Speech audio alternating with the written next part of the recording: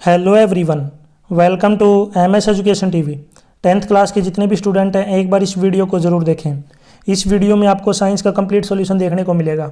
यदि आपको और भी सब्जेक्ट के सॉल्यूशन देखने हैं तो मेरे यूट्यूब चैनल के ऊपर जाके देख सकते हैं।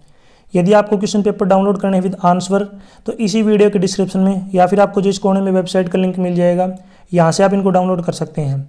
या फिर आप जो है डायरेक्ट गूगल पे टाइप कर सकते हैं www.mseducationtv.com, वहाँ से भी आप जो इनको डाउनलोड कर सकते हैं। Question number first, the splitting of white lights into 7 colours is known as. जो वाइट लाइट होती है उसका 7 कलरों में जो है डिवाइड होना, यानी कि उसका जो स्प्लिट होना, उस प्रोसेस को क्या बोलते हैं? तो उसको बोलते हैं डिस्पर्जन। सी ऑप्शन इसका राइट होगा। Question number second, which of the following is या आर ए फॉसिल फ्यूल। इनमें से आपको बताना है कौन सा जो है फॉसिल फ्यूल है। तो इसमें देखिए कोल भी इसका राइट आंसर है, नेचुरल गैस, पेट्रोलियम सभी जो है क्या है? फॉसिल फ्यूल है। तो इसमें जो डी ऑप्शन क्या हो जाएगा? Right, all of the above. Question number third, SI unit of electric charges. जो इलेक्ट्रिक चार्ज है उसकी एसआई यूनिट बतानी है। तो इसका एसआई यूनिट है कूलाम्ब। तो इसमें सी ऑप्शन राइट होगा। क्वेश्चन नंबर 24, चिपको आंदोलन वाज स्टार्टेड इन। जो चिपको आंदोलन है वो कहाँ से स्टार्ट हुआ था? उत्तराखंड से। तो इसमें जो ए ऑप्शन क्या हो जाएगा अपना? Right. Question number 25, right ancient method of water harvesting in any 2 states of India. पुराने ज़माने में जो पानी होता है उसको किस तरीके से हार्वेस्ट किया जाता है, स्टोर किया जाता था इंडिया के अंदर? तो वहाँ पे देखिए सबसे पहले बात कर लेते हैं जो राजस्थान है। राजस्थान के अंदर इसको बोलते हैं खादीन या फिर बावड़ी। नेक्स्ट जो है महाराष्ट्र है, महाराष्ट्र के अंदर इसको बोलते हैं भंडार्स। और जो तमिलनाडु इसके अंदर इसको बोलते हैं ईरी। ये जो है तरीके थे वाटर हार्वेस्टिंग के पुराने ज़माने में। Question number 6, explain why the planets do not twinkle. आपको बताना जो प्लैनेट होते हैं वो ट्विंकल यानी कि चमचमाते या जो जगमगाते क्यों नहीं है। देखिए planets do not twinkle because they appears larger in size than the stars. जो प्लैनेट होते हैं, जो ग्रह होते हैं, वो दिखने में बड़े होते हैं। दिखने में बड़े का मतलब ये नहीं है कि वो स्टार से बड़े होते हैं, नहीं, वो दिखने में बड़े होते हैं। वो क्यों होते हैं, इसका कारण क्या है? क्योंकि वो पृथ्वी के क्या होते हैं? नज़दीक होते हैं। जो अपने प्लेनेट हैं ये पृथ्वी के क्या है? नज़दीक हैं, इसलिए वो दिखने में क्या है? बड़े हैं। और साथ ही साथ जो प्लेनेट हैं उनके क्या नहीं होती? खुद की सोर्स ऑफ लाइट नहीं होती, जबकि जो स्टार होते हैं उनकी अपनी क्या होती है? लाइट होती है। Question number 7, when a 12 volt battery is connected across an unknown resistor then there is a current of 2.5 milli ampere in the circuit, find the value of resistance of resistor. आपको जो है यहाँ पे 12 volt की जो एक battery दी गई है जिसमें करंट दिया गया है यहाँ पे 2.5 मिली एम्पियर सर्किट के अंदर। आपको जो है इसकी रेजिस्टेंस बताना है क्या होगा। तो देखिए सबसे पहले यहाँ पे जो पोटेंशियल डिफरेंस है जो V है ये 12 वोल्ट है, जो करंट है I ये 2.5 मिली एम्पियर है। मिली एम्पियर को जब एम्पियर में कन्वर्ट करेंगे तो यहाँ पे डिवाइड करना पड़ेगा हमें 1000 से, यानी कि 2.5 डिवाइड बाई 1000। तो इसको आप ऐसे लिख सकते हैं 2.5 इंटू 10 की पावर -3। V जो है ये होता है V is equal to IR, लेकिन हमें जो रेजिस्टेंस की वैल्यू निकालनी है तो रेजिस्टेंस हो जाएगा V/R, क्योंकि इस तरीके से ही हम आपको समझाता हूँ। V is equal to I multiply R है, हमें R की वैल्यू निकालनी है। R को इधर लिखेंगे, जो I उधर है, इधर आगे क्या हो जाएगा? डिवाइड में, तो V/में I हो जाएगा। तो V अपने पास 12, I है 2.5 मल्टीप्लाई में 10 की पावर -3। इसको सोल्व करेंगे तो रेजिस्टेंस आएगा 4.8 इंटू 10 की पावर 3 ओम। ये जो साइन होता है ये रेजिस्टेंस का होता है, जिसको हम ओम बोलते हैं। Question number 8, what is an electric generator. Electric generator क्या होता है? Draw a labelled diagram and write its principle. और इसका जो है आपको एक डायग्राम बनाना है और उसके प्रिंसिपल को समझाना है। सबसे पहले बात कर लेते हैं इलेक्ट्रिक जनरेटर होता क्या है। Electric generator is a device that converts mechanical energy into electrical energy. ये एक ऐसा डिवाइस होता है जो मैकेनिकल एनर्जी को इलेक्ट्रिकल एनर्जी में जो है कन्वर्ट कर देता है, यानी कि जब इसको घुमाते हैं तो इससे बिजली बनती है। आपने जनरेटर आपके घरों में देखा होगा ज़रूर, आसपास जो शादी वगैरह प्रोग्राम होते हैं वहाँ पे भी आपने देखा होगा generator.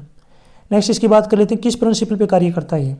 It works on the principle of electromagnetic induction, यानी कि ये जो इलेक्ट्रोमैग्नेटिक इंडक्शन के ऊपर कार्य करता है। Where a magnetic field is rotated inside a coil of wire which then induced an electric current in the wire.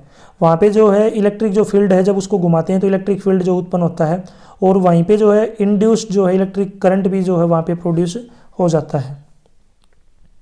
यानी कि जब रोटेट करते हैं, घुमाते हैं, ठीक है, तो वहाँ पे जो है मैग्नेटिक जो है फील्ड उत्पन्न होता है और उसी के हेल्प से जो इलेक्ट्रिक करंट जो है उत्पन्न हो जाता है।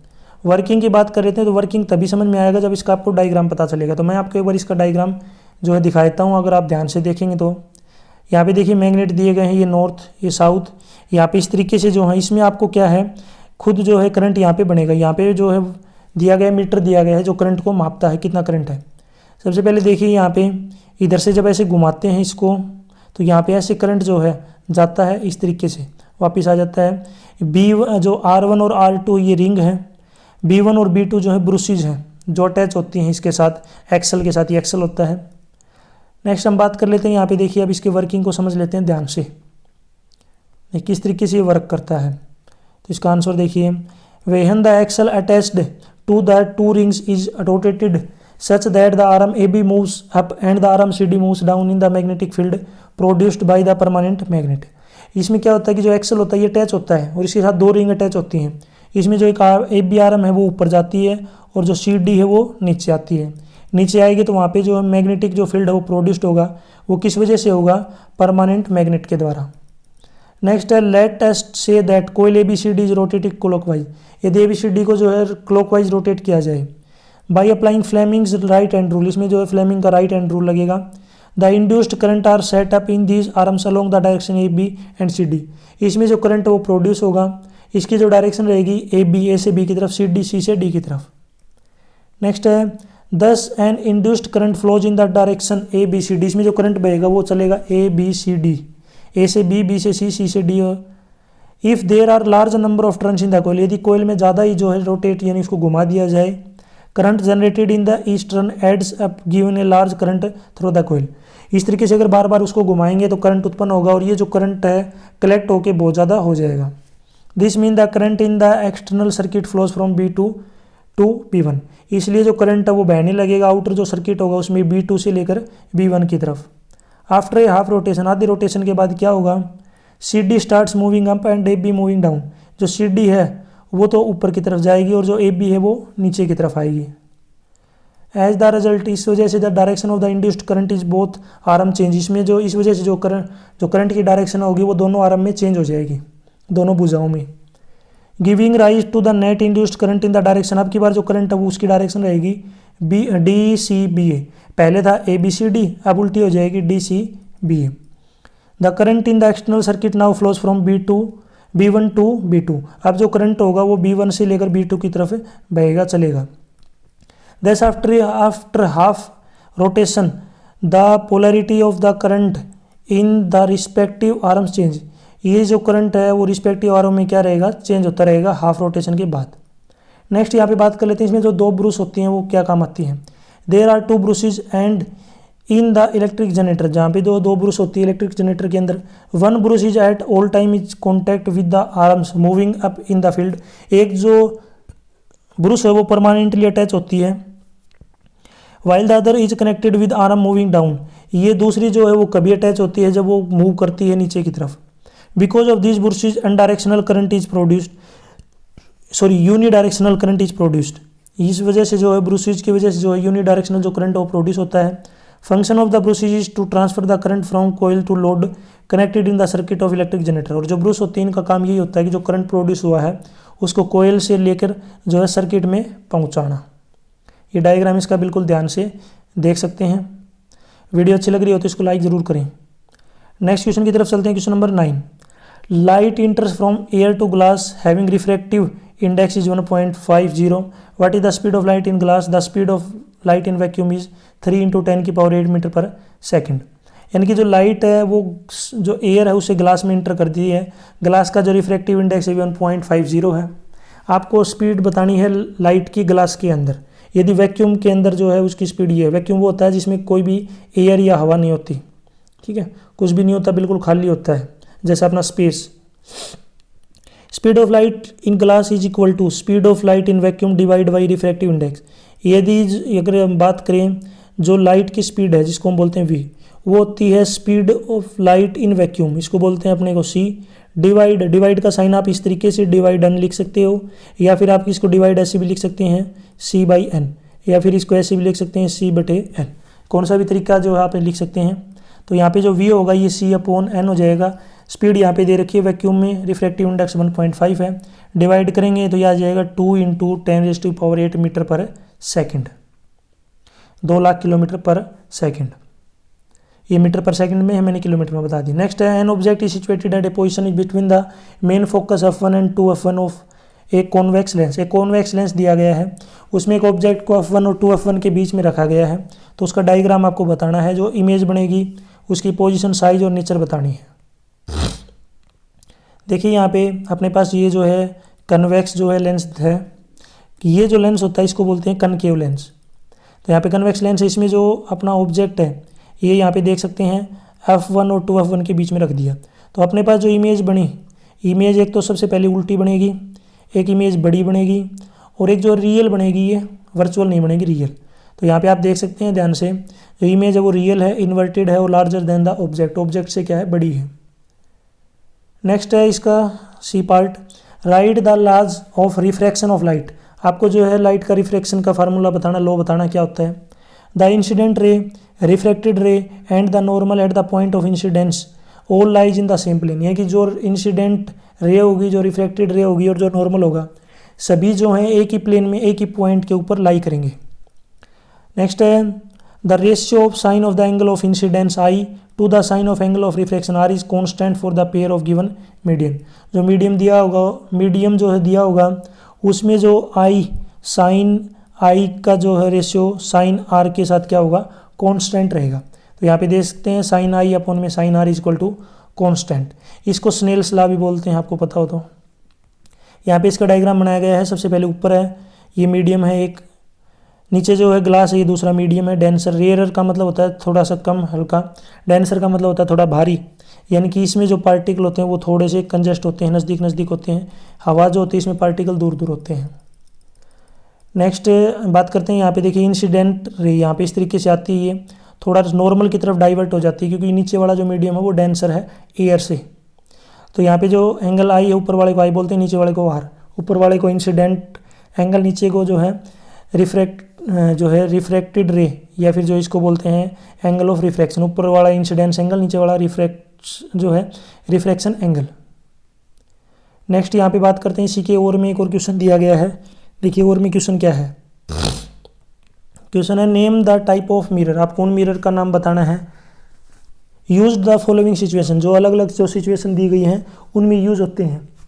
And support your answer with reason, और जो आपका आंसर है उसको रीजन के साथ एक्सप्लेन करें।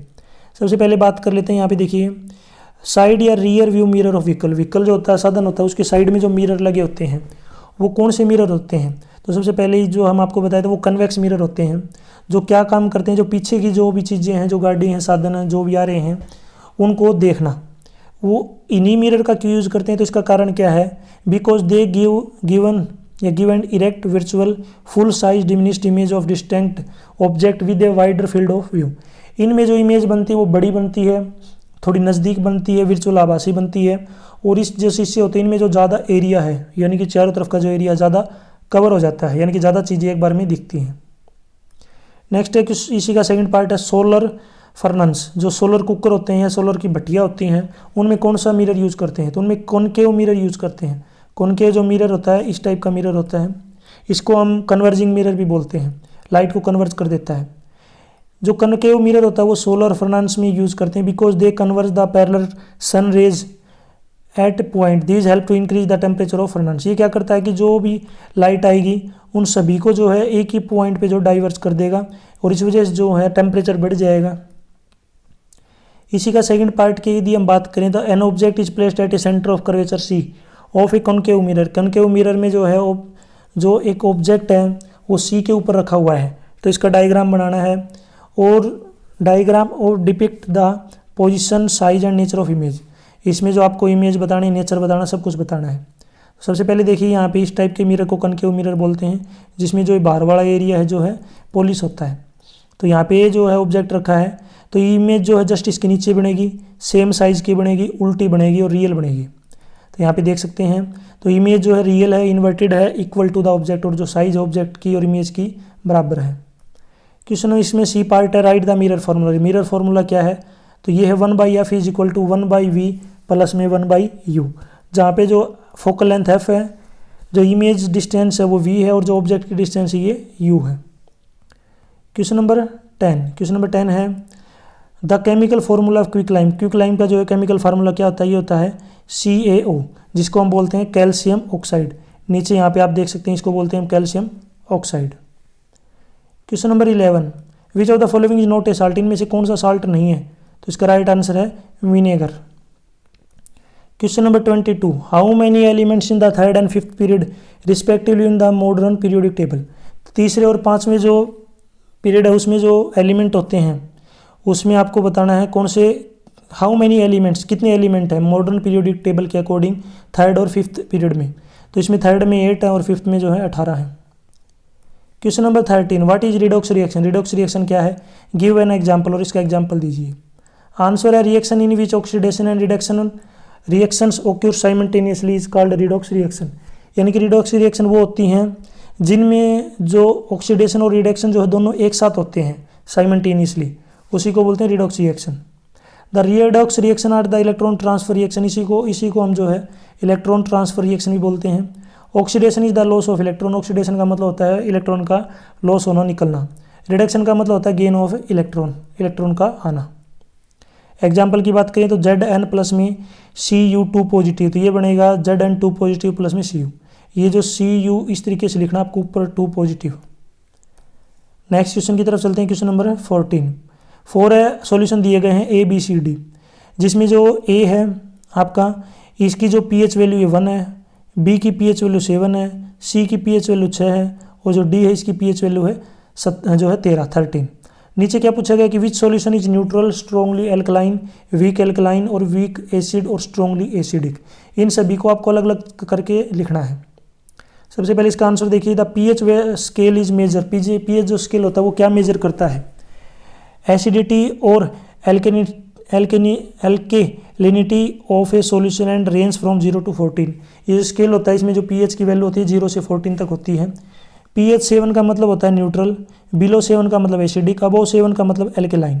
The scale is logarithmic, meaning that each whole number increase और decrease represents a 10-fold increase और डिक्रीज इन एसिडिक और एल्केलिनिटी। सबसे पहले हम बात कर लेते हैं जो सॉल्यूशन A है, इसकी pH वैल्यू जो 1 है, ये क्या है, स्ट्रॉन्गली एसिडिक है। नेक्स्ट जो B है, इसकी pH वैल्यू 7 है, ये क्या है, न्यूट्रल है। नेक्स्ट सॉल्यूशन जो आपका ये C की pH वैल्यू 6 है, ये वीक एसिडिक है। D जो इसकी pH वैल्यू 13 है, ये स्ट्रॉन्गली एल्केलाइन है।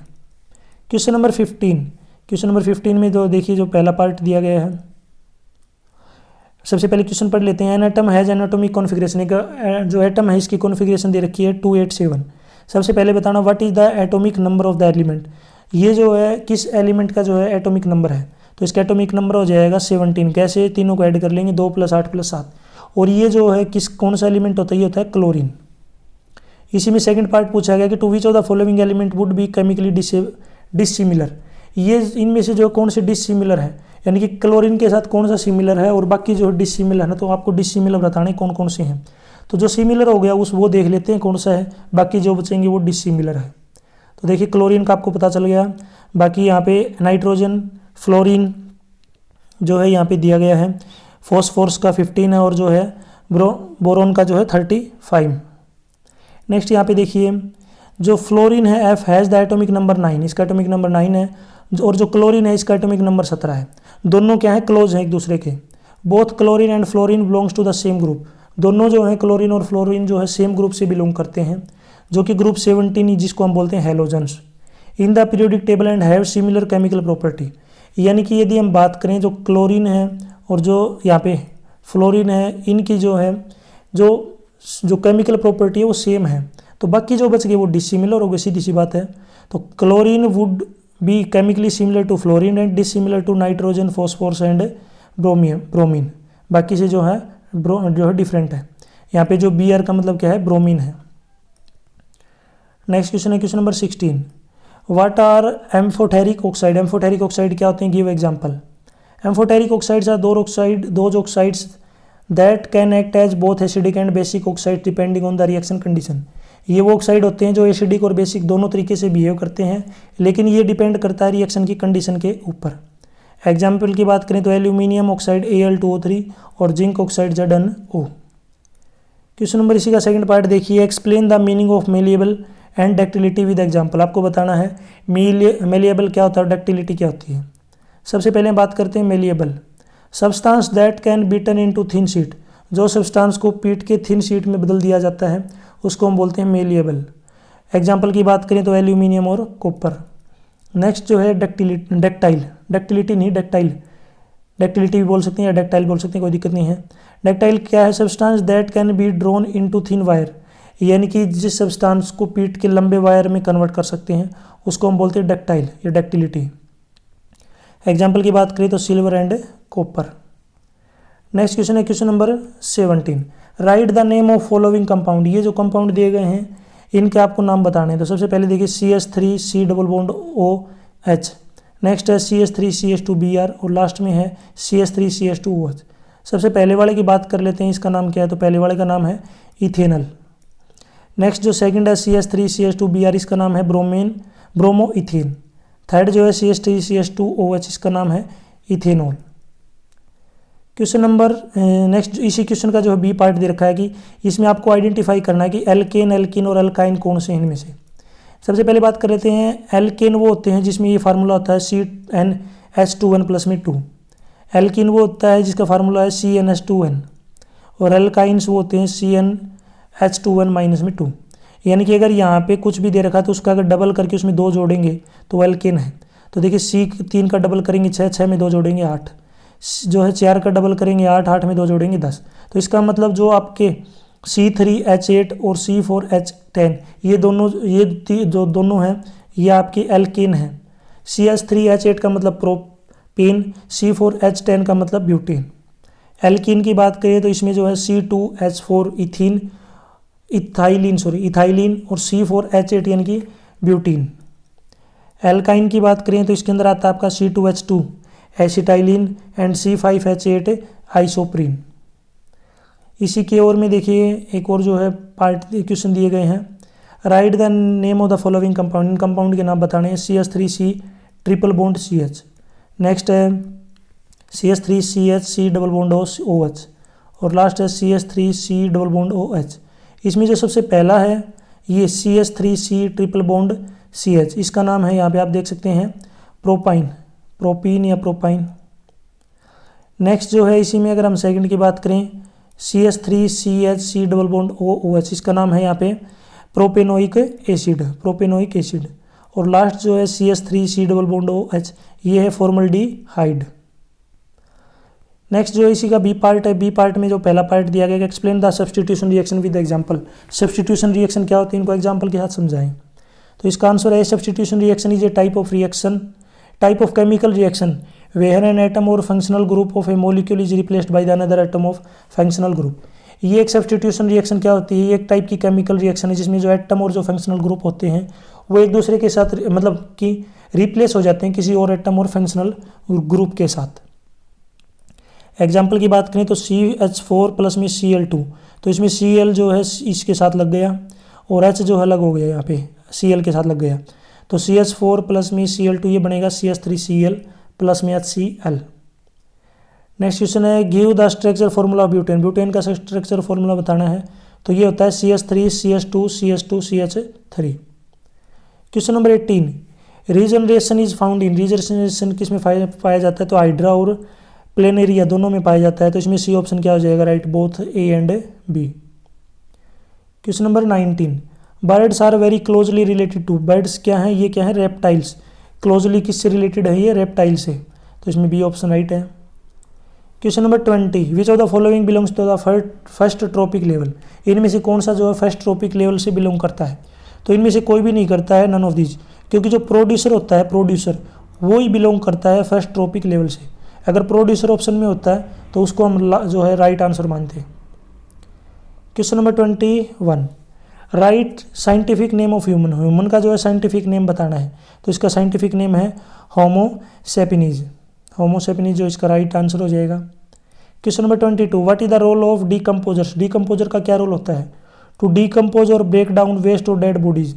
ये जो है डीकम्पोज कर देते हैं जो ब्रेक डाउन जो वेस्ट होता है और जो डेड बॉडीज होती हैं उनको डिकम्पोज कर देते हैं, यानी कि ख़त्म कर देते हैं। नेक्स्ट है question number 23, draw the well label diagram of neuron. Neuron का आपको जो डायग्राम बनाना है, तो ये जो डायग्राम आपको दिख रहा है ये न्यूरॉन का है, इसको ध्यान से आप देख सकते हैं, स्क्रीनशॉट भी ले सकते हैं, ठीक है। ये जो है पेपर में पूछा जाता है। इसके अलग अलग पार्ट यहाँ पे दिखाए गए, ये न्यूक्लियस है, सोमा इस पार्ट को बोलते हैं, ये जो लाइनें दिख रही हैं इनको बोलते हैं डेंड्राइट। नेक्स्ट जो है आपको ये दिख रहा होगा इसको बोलते हैं माइलिन शीथ। नेक्स्ट इसके अंदर जो आपको ये डार्क सा दिख रहा है इसको बोलते हैं सेचुआन सेल। नेक्स्ट जो है इनको जो ज्वाइंट दे रखा है इसको बोलते हैं नोड ऑफ रेनवियर। नेक्स्ट जो है लास्ट में यहाँ पे टेल जो है इनको बोलते हैं एक्सोन टर्मिनल, और जो एक्सोन है इसको बोलते हैं axon. Question number 24, name the mechanism by which hormone secreted in precise quantity, give example. उस मैकेनिज्म का नाम बताइए जिसमें जो हार्मोन होते हैं वो सीक्रेट होते हैं। सीक्रेट का मतलब होता है निकलना, और एक एग्जांपल देना है। तो इसका आंसर है the mechanism by which hormones are secreted in precise quantity is called feedback mechanism. उस मैकेनिज्म का नाम होता है feedback mechanism. An example of this is regulation of insulin secretion, यानी कि जो इंसुलिन है वो सिक्रेस होता है, निकलता है रेगुलेशन के कारण इन पेनक्रियाज के अंदर। When blood glucose level rise the pancreas secretes insulin to lower glucose level, यानी कि जब ब्लड ग्लूकोज का लेवल अगर बढ़ जाता है तो जो पेनक्रियाज होता है वो इंसुलिन को जो है सीक्रेट यानी कि निकालना कम कर देता है। एज ग्लूकोज लेवल डिक्रीज, यदि ग्लूकोज का लेवल घट जाता है तो जो insulin secretion decrease as well as, जो इंसुलिन का जो लेवल है वो भी साथ में क्या हो जाएगा, डिक्रीज हो जाएगा। नेक्स्ट है the feedback loop helps maintain stable blood glucose level. ये जो है स्टेबल करता है किसको, ये जो फीडबैक लूप है ये जो है ब्लड का जो ग्लूकोज लेवल को जो है क्या करता है, स्टेबल करता है। Question number 25, what is analogous organs. Analogous organ क्या होते हैं, राइट एन एग्जाम्पल लिखिए इसका। Organ in the different species which have the different structural design and origin but a similar function, यानी कि वो ऑर्गन जो डिफरेंट स्पीसीज यानी कि अलग अलग जो प्रजाति उनके अंदर पाए जाते हैं, उनकी स्ट्रक्चर जो है डिफरेंट होती है, उनका डिज़ाइन डिफरेंट होता है और उनका जो ओरिजिन होता है वो भी डिफरेंट होता है, बट जो है फंक्शन सिमिलर होता है, यानी कि वो दिखने में अलग होते हैं, उनका जो ओरिजिन है वो भी अलग होता है, लेकिन उनका जो कार्य होता है वो सेम होता है, उन्हीं को बोलते हैं एनालोगस ऑर्गन। एग्जाम्पल की बात करें, जो विंग्स होते हैं बर्ड्स में और जो विंग्स होते हैं इंसेक्ट में, दोनों दिखने में और उनका ओरिजिन अलग होता है, लेकिन उनका काम एक ही है, उड़ाने के काम आते हैं पक्षी को। नेक्स्ट क्वेश्चन है 26, right about various contraceptive method. Contraceptive का मतलब होता है प्रेगनेंसी को रोकने वाले तरीके कौन कौन से हैं।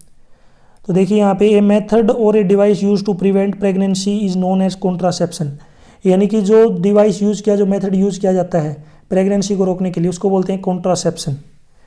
It is also known as birth control, antiception, anti conception और फर्टिलिटी कंट्रोल। ये जो है इनके अलग अलग नाम है, बर्थ कंट्रोल भी बोल सकते हैं। कौन कौन से जो मेथड हैं जो यूज किए जाते हैं कंट्रासेप्शन के अंदर, तो डिटेल में आप जो है यहाँ पे इसको देख सकते हैं। मैं आपको मेथड बता देता हूँ कौन कौन से हैं। पहला जो है नेचुरल मेथड, नेक्स्ट है बैरियर्स, नेक्स्ट है इंट्रा यूट्रीन डिवाइस जिसको IUD बोलते हैं, नेक्स्ट है ओरल कॉन्ट्रासेप्टिव्स, नेक्स्ट है इंजेक्टेबल, नेक्स्ट है इम्प्लांट्स। ये अलग अलग जो हैं मेथड हैं, और लास्ट में यहाँ पे सर्जिकल मेथड। इनको डिटेल में अगर आपको पढ़ना है तो यहाँ पे वीडियो में आप ध्यान से देख सकते हैं कौन कौन से हैं इसमें। नेक्स्ट क्वेश्चन की बात करते हैं यहाँ पे 27A, draw a well label diagram of stomata. Stomata का आपको जो है डायग्राम बनाना है। Explain how does the stomatal pores open and close, किस तरीके से जो स्टोमेटल जो पोर्स हैं वो ओपन होते हैं और क्लोज होते हैं। अगर इसके आंसर की बात करें तो stomata are small pores which are present on the surface of the epidermal cells of the plant. ये जो स्टोमेटा है ये पौधों में की जो सेल होती हैं या पत्तियां होती हैं उसमें पाए जाते हैं। It consist of 2 guard cell, इसके अंदर 2 गार्ड सेल होती हैं, ए पोर बिटवीन, उनके बीच में एक पोर होता है, एंड सब्सिडरी सेल्स, और साथ ही साथ जो सब्सिडरी सेल होती हैं जो गार्ड सेल के चारों तरफ होती हैं। The 2 guard cells have thick walls and are filled with large amount of cytoplasm। ये जो 2 गार्ड होती हैं ये इनकी जो दीवार होती है मोटी होती हैं और इनके अंदर जो है बहुत ज़्यादा साइटोप्लाज्म भरा होता है। The guard cell regulate the opening and closing of the stomatal pores. ये रेगुलेट करती हैं जो प्रोसेस है स्टोमेटल जो पोर होता है उनका खोलने और बंद करने को। When the guard cell observe water, जब ये गार्ड सेल जो हैं वाटर को ऑब्जर्व करती हैं, ले लेती हैं, they swell up and stomatal pores open, और ये जो है स्वेल हो जाती हैं और जो पोर हैं वो क्या हो जाते हैं, खुल जाते हैं। This is due to the increase of turgor pressure in the guard cell, क्योंकि जो प्रेशर होता है वो गार्ड सेल के में जो है बढ़ जाता है। ऑन द अदर हैंड, दूसरी तरफ बोले तो when the guard cell loss water, जब गार्ड सेल के अंदर जो सेल वाटर निकल जाता है, then becomes flaccid and stomatal pores close, और जो स्टोमेटल जो पोर होते हैं वो बंद हो जाते हैं। This is due to the decrease in the turgor pressure, जो ट्रिगर जो प्रेशर होता है उसको डिक्रीज होने के कारण जो है ये बंद हो जाते हैं। प्रेशर बढ़ेगा तो वो खुल जाएंगे, प्रेशर कम होगा तो गार्ड सेल उसको बंद कर देंगे स्टोमेटा को। The opening and closing of the stomatal pores is regulated by the guard cell. ये जो प्रोसेस है जिसमें जो पोर होते हैं खुलना और बंद होता है, ये किस जो है गार्ड सेल के द्वारा रेगुलेट होते हैं। Next, the guard cell absorb and loss water depending on the environmental condition thus affecting the size of stomatal pore. जो गार्ड सेल कब जो है पानी को एब्जॉर्ब करेंगे और कब इसको बाहर निकालेंगे, ये डिपेंड करता है इन्वायरमेंटल की जो कंडीशन है उसके ऊपर। जब स्टोमेटा ओपन होता है तो इस तरीके से जो बीच में गैप बन जाता है, जब ये क्लोज होता है तो इनके बीच में गैप नहीं होता। नेक्स्ट जो इसी का बी पार्ट है, what is the function of transpiration. Transpiration का क्या कार्य है, तो इसका आंसर है transpiration help the absorption and upward movement of water in the plant. ये होती है, ये जो है पानी को एब्जॉर्व करता है और पानी को जो नीचे से ऊपर की तरफ ले जाने में हेल्पफुल है। It help in the movement of the dissolved mineral from roots to leave. इसमें जो मिनरल होते हैं इनको जो है रूट से पत्तियों तक ले जाता है। It helps in regulating the temperature of plant और कूलिंग ऑफ प्लांट। ये जो है टेम्परेचर जो होता है पौधे का उसको मेंटेन रखता है और पौधे का जो टेम्परेचर होता है उसको कूल यानी कि ठंडा रखता है। इसी की ओर में देखिए यहाँ पे एक और पार्ट क्वेश्चन दिया गया है कि इनमें से आपको एक करना है। Write down the function of various digestive enzymes to digest the food in alimentary canal. तो कौन कौन से जो है एंजाइम हैं जो भोजन को जो है एलिमेंट्री कैनाल के अंदर जो है डाइजेस्ट करते हैं। तो इसमें सबसे पहले अगर हम बात करें तो इसमें कौन कौन से जो हैं यहाँ पे दिए गए हैं, देखिए क्या क्या फंक्शन होते हैं डाइजेस्टिव एंजाइम के।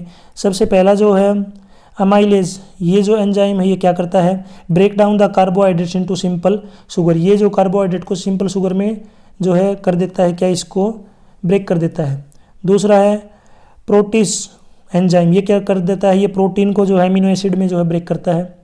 नेक्स्ट है लिपेज, ये कर देता है जो फैट को होता है break down fats into fatty acid and glycerol. ये जो फैट को फैटी एसिड के अंदर और जो ग्लाइसरोल के अंदर क्या करता है, ब्रेक करता है ये एंजाइम। नेक्स्ट है न्यूक्लियस, ये ब्रेक डाउन कर देता है न्यूक्लिक एसिड को न्यूक्लियोटाइड्स के अंदर। नेक्स्ट बात करें सुक्रेज, ये ब्रेक डाउन करता है सुक्रोज को सिंपल शुगर के अंदर। नेक्स्ट एंजाइम है माल्टाज, ये ब्रेक कर देता है माल्टोज को सिंपल शुगर के अंदर। नेक्स्ट बात करें हम लैक्टेस, ये ब्रेक डाउन कर देता है लैक्टोज को सिंपल शुगर के अंदर। तो ये जो इन एंजाइम के काम होते हैं सभी के भोजन को डाइजेस्ट करने में। यहाँ तक जो वीडियो अपनी कंप्लीट हो चुकी है, वीडियो अच्छी लगी तो इसको लाइक करें, अपने दोस्तों के साथ जरूर शेयर करें। साथ ही साथ अगर आपने वीडियो को देखा है तो मुझे एक जो है CFC की फुल फॉर्म जरूर बताएं कमेंट सेक्शन के अंदर। आपके सिलेबस में भी है और आपने ज़रूर सुना भी होगा CFC, इसकी फुल फॉर्म क्या होती है ज़रूर कमेंट सेक्शन में बताएं। वीडियो अगर आपके लिए बहुत हेल्पफुल है, कुछ आपको इससे सीखने को मिला है और एग्जाम में जो है इससे रिलेटेड क्वेश्चन आए हैं, तो ज़रूर आप मुझे जो है कमेंट में बताएं। किसी और टॉपिक पे वीडियो चाहिए तो वो भी आप मुझे बताएं, मैं आपको प्रोवाइड करवाऊँगा। वीडियो को लाइक ज़रूर करें। साथ ही साथ यदि आपको क्वेश्चन पेपर की PDF डाउनलोड करनी है विद आंसर तो इसी वीडियो के डिस्क्रिप्शन में या फिर आपको इस कोने में वेबसाइट का लिंक मिल जाएगा, या फिर आप जो डायरेक्ट गूगल पे टाइप कर सकते हैं www.mseducationtv.com, वहाँ से भी आप जिनको डाउनलोड कर सकते हैं। यदि आपको और भी सोल्ड क्वेश्चन पेपर की वीडियो चाहिए तो मेरे यूट्यूब चैनल के ऊपर जाके देख सकते हैं। यदि आप मुझे फेसबुक, इंस्टाग्राम और टेलीग्राम पे फॉलो करना चाहते हैं तो उसका लिंक भी आपको इसी वीडियो के डिस्क्रिप्शन में मिल जाएगा, वहाँ से आप मुझे डायरेक्ट फॉलो कर सकते हैं। Thanks for watching.